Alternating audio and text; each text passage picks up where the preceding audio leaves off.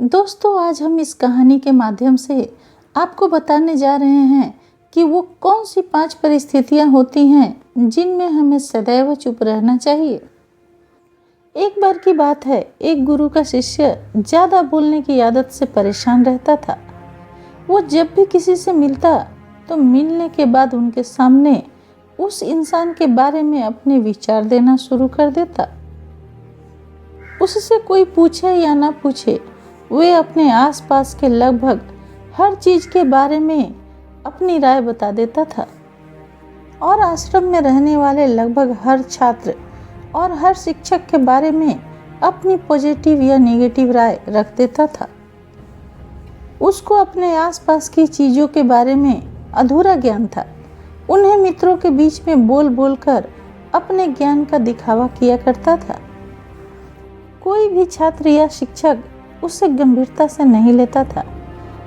अक्सर उसके साथ पढ़ने वाले छात्र उससे दूर रहने की कोशिश करते थे, क्योंकि वो हर बार उन्हें सलाह देने लगता था।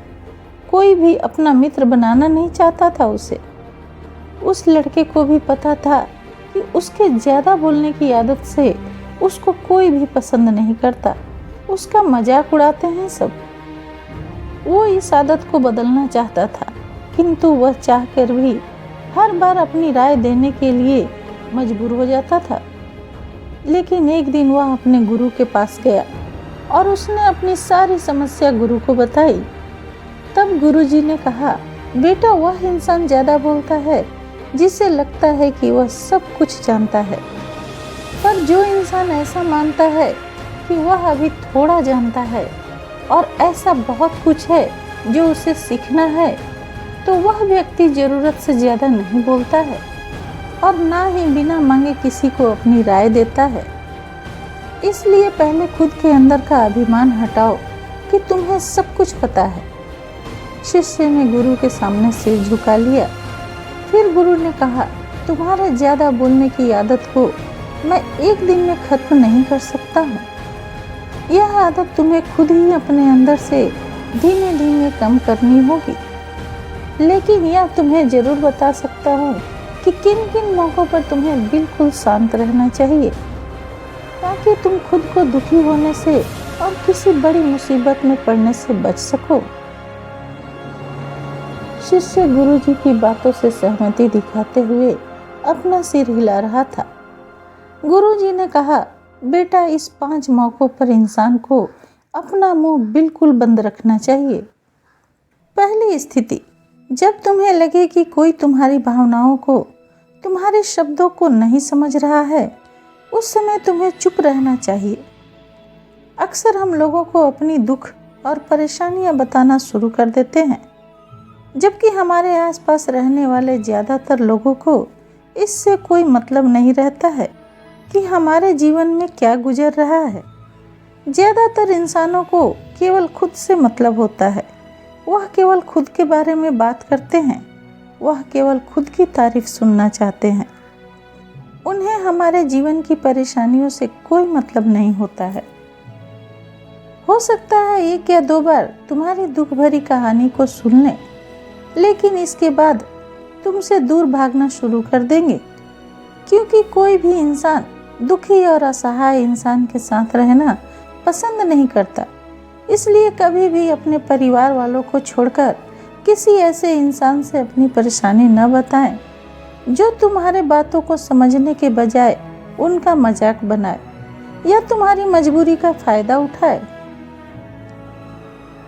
दूसरी स्थिति, जब तुम्हें ये पता ना हो कि किसी विशेष मौके पर तुम्हें क्या बोलना है या किसी विशेष घटना के बारे में आधा अधूरा ज्ञान हो, तो ऐसे मौके पर तुम्हें बिल्कुल चुप रहना चाहिए।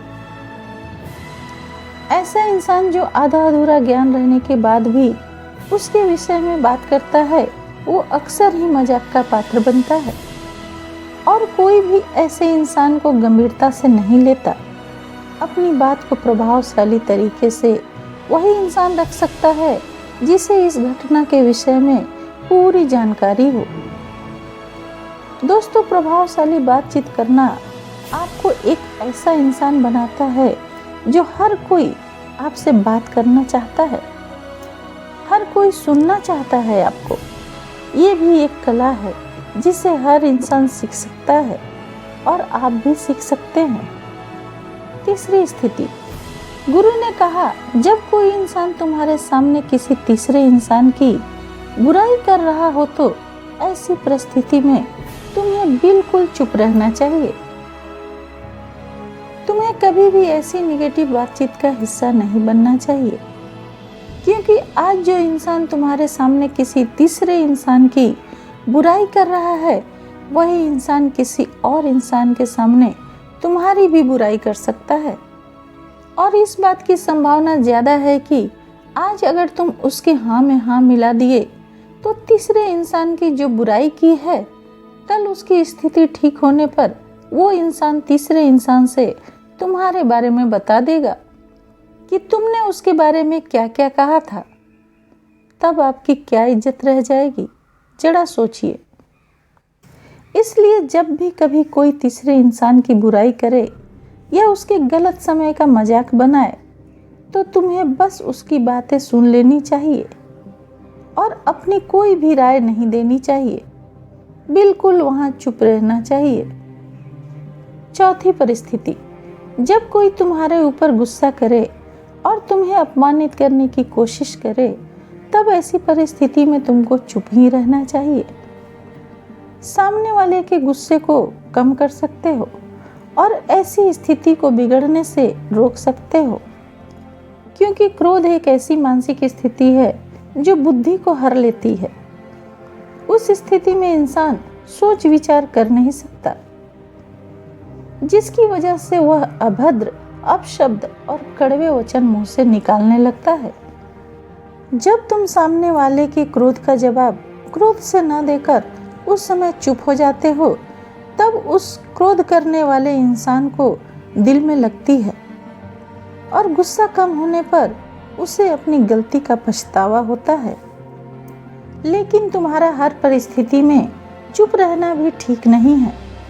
अगर कोई गलत कर रहा है तो तुम्हें उसका जवाब भी देना चाहिए। हर बार मौन रहना सामने वाले की गलती को बढ़ावा देना है। लेकिन कुछ लोग ऐसे होते हैं जिन्हें हमारा चुप रहना उन्हें हमारी कमजोरी प्रतीत होती है।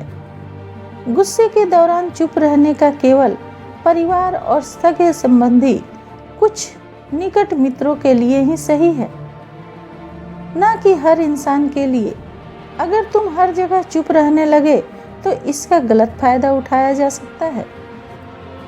पांचवी स्थिति, जब कोई इंसान अपने जीवन की किसी दुख भरी घटना या परेशानियों से गुजर रहा हो तो तुम्हें चुप रहकर सिर्फ उसकी बातों को सुनना चाहिए।